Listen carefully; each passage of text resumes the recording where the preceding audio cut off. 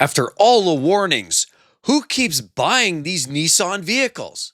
With profit losses last year, with a shrinking number of vehicles to choose from, and catastrophic failures with recalls absolutely mounting and concerning engine and transmission catastrophes, begs the question, who in the heck is buying these vehicles? I'm going to explain the top to bottom, the ins and outs, the issues, the losses, the catastrophic failures, and the reasons why you may or may not want to buy a Nissan in 2026. Let's get into it now. Life's too short to drive boring cars. There's certainly been no shortage of failures and VC engines and CVT transmission failures, but there's much more than that. As a matter of fact, they're not producing vehicles that people want to buy anymore. We're going to break into this because when you look at the recent history, the profit losses are a strong indication what's been going on at Nissan. With declining sales in North America and China, there's been strong inventory and pricing pressures with amazing competition, and they just don't compete. Impairment charges, restructuring costs, and reduced profitability in EV and ICE programs. All collectively means that Nissan went from a profitability in 2024 of 426.5 billion yen all the way in one short year to the end of 2025, resulting in a net loss of almost 671 billion yen. All of this after major restructuring and impairment costs, to where Nissan and Infiniti has seen major restructuring, cost reductions, management changes, dealership network changes, plant restructions, and workforce reductions means that Nissan has been struggling over the course of the last 2 years to barely stay afloat. But major profit loss and cost reductions all come from two different places. One, your product line isn't competitive, nobody wants it.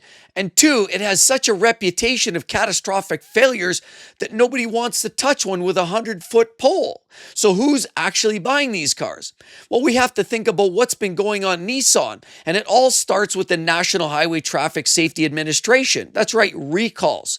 Nissan's been one of the leading recall kings in the last few years. Second, third, maybe only to the likes of Ford as well as Stellantis.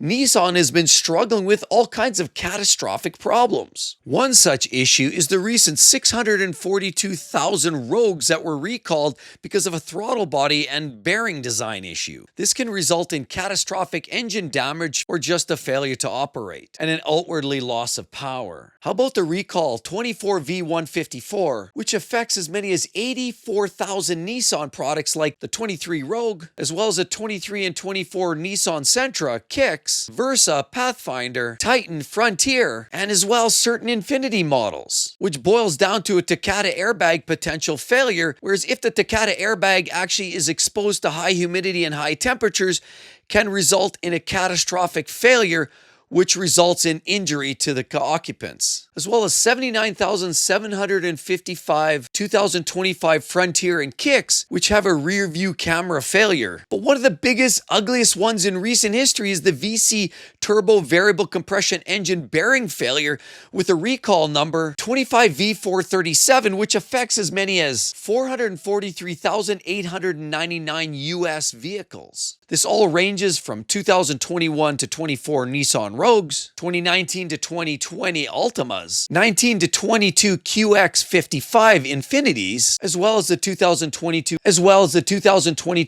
Infiniti QX55, whereby the engine main bearings can potentially fail, lock up, catastrophically blowing the engine or seizing it altogether, creating a very dangerous condition. Driving down the road wondering if that's the moment where you're about to meet a higher power because that Nissan Rogue with the VC engine might catastrophically let go. The worst part is there was another subset addition with almost 324,000 Rogues added after the fact in 2026 to that exact recall, which impacts the 2023 to 2025 Nissan Rogue with the 1.5-liter turbocharged variable compression engine with the same kind of issue. You may experience sudden noises, whistling, check engine lights, and sadly, ultimately a catastrophic failure with maybe even a little bit of fire in between for good measure. See, because the worst thing is we've actually got friends of the family who actually bought themselves a Theta 2 powered Kia. The worst part is they suffered a catastrophic engine failure under that potential engine failure problem that was well known with millions of Theta 2 engines in millions of Hyundais and Kias. Well, the way it has it, she decided to trade that in, scrap it, get rid of it, and she moved then into a Nissan Rogue, in which shortly thereafter she was notified of some of these particular recalls. So it begs a question, who's listening? Even after she asked me my personal take and my personal opinion of a small SUV that she should buy, I gave her a recommendation of some great options, but I didn't go here. She drove one, she liked it, but now she's got issues and she's got to live with it. See, because who's buying these vehicles? With all of these issues, the fact that Nissan also doesn't really have a quality EV market, they're not really set up, even though they've got the Ariya and the Leaf was a bit of a catastrophe. They're not going all in, but even more importantly, hybrid, plug-in hybrids, they're not competing with the likes of the Toyotas and the Hondas and the Mazdas. They're really not playing that game, which takes them out of the game. So that's a big reason why customers are going elsewhere. Why do you think customers can't get their hands on RAV4s? Because they're selling out like hotcakes. Mazda's a great product. Honda's making a good vehicle, and just about every OEM out there is looking at, hybrids or plug-in hybrids, where Nissan's not really playing that game. They're giving away all that potential customer base. The worst part is great cars like the GTR was priced out of affordability for most people. That went away. The Titan went away.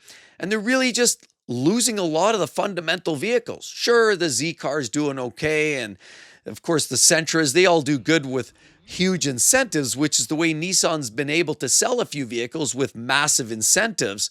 But outside of that, outside of great lease rates and strong lease incentives, these vehicles are not selling well. And it's all because of some of the catastrophic problems Nissan's been seeing. Like I've already mentioned, the variable compression engine, which affects the Rogue, the Ultima, the Infiniti QX50, as well as a QX55, which means bearings could take out the engine. The 1.5-liter turbo engines just aren't potentially holding up. The worst part is those repairs and warranty claims are possibly going to cost Nissan as much as $1 billion by the time this is all said and done. But from a customer's perspective, nothing worse than checking out and doing an oil change on your Nissan and finding with your VC engine that you've got metal particulate, or you've developed a strange knock, or you've got a strange engine propulsion issue where it doesn't really want to go, or it's just catastrophic, it goes clunk at the lights and you wonder what happened. Call a tow truck, they haul it in. Next thing you know, they tell you that your engine is gone. Another big issue that I can't believe people don't hear. We've been talking about this for years, and it's the continuously variable transmission. I like to call it belts and pulleys or elastic band transmissions. They just don't seem to have the staying power by Jatco. In my own personal take, everything I've seen, the people that are running some of these CVTs are always going to be experiencing some sort of catastrophic failure if you hold on to the vehicle long enough. They also whistle, make noises, there's a lurchiness to them, and honestly, they could just smoke and one day stop moving. The engine's running and you try to touch the gas, but the car doesn't move. That's a bad scene because the CVT transmission has been one of the biggest nemesis for Nissan products for a long time, and there's been no shortage of news reports on that. You can find these CVTs in the Ultimas, the Sentras, the Versas, the Rogue, the older Pathfinder, as well as the Muranos. Technical issues like belt slipping, pulley wear, overheating, valve body failure, or even hydraulic pressure loss. Could mean shuddering or jerking or delayed acceleration, or just a replacement cost outright, which might cost you $6,000 to $8,000 once the warranty went bye-bye. Now, some people are able to collect some of these under warranties or extensions or some kind of complaint, but at the end of the day, go far enough down the road and ultimately that's no longer a Nissan problem, that's a you problem. The sad part is we wonder about all the profit loss by Nissan. This is a big part of it, where they're stuck holding the tab for billions of dollars of loss and reparation for people that have lost their gearboxes, have problems, needed warranty claims against these transmissions. It's been nothing but a headache and trouble for Nissan since the get-go. Jatco, Nissan, in my own personal take, need to part their own ways. to get back on track. The Jatco is not doing them any favors, and in my own personal take, at least in the Pathfinder, they finally went to a torque converter auto again, and as well, the Frontier, which is one of my favorite small trucks, also uses a torque converter auto. They need to get back to brass tacks, do what works, forget playing innovation. They just need to build a vehicle that people want to buy. Third big reason is Takata airbags, where if you're driving in a lot of heat, hot areas, of course, high humidity. We've been hearing about Takata for a long time, and I still fail you to understand how this problem is not rectified. You know, I've driven BMWs, I've got even an old Dodge Ram, and they all use these Takata airbags, and they all have recalls for a potential failure that they could blow and result in shards of sharp metal hitting the occupants. Absolute catastrophe. Absolute catastrophe. I don't get it. So this is a third party this is a third party issue, and it's unfortunate that Nissan gets pulled into the vortex, but this isn't a unique Nissan issue. This is something that seems to affect many manufacturers. You could see propellant degradation, metal inflator rupture, and shrapnel projected into whoever's in the way. You can find these Takata problems in the Ultima, the Sentra, the Maxima, the Pathfinder, as well as the Frontier and the Titan. This truly is becoming one of the largest recall campaigns in automotive history, bar none. Now there's another fourth issue, and it's the timing chain and guide problems related to the specific engine. The QR25DE engines that you'll find in certain models like the Rogue, the Ultima, as well as the X-Trail. It could result in worn chain guides or stretching of the chain, and ultimately skipping a cog and blowing the timing. Could even potential result in pistons and valves connecting up. And good night, Irene, as they say. So if you're driving a vehicle on a cold startup, you get a rattling noise, a chain slapping noise, check engine light, possibly even poor performance. Or worst case, the loud bang and the engine stops. Yeah.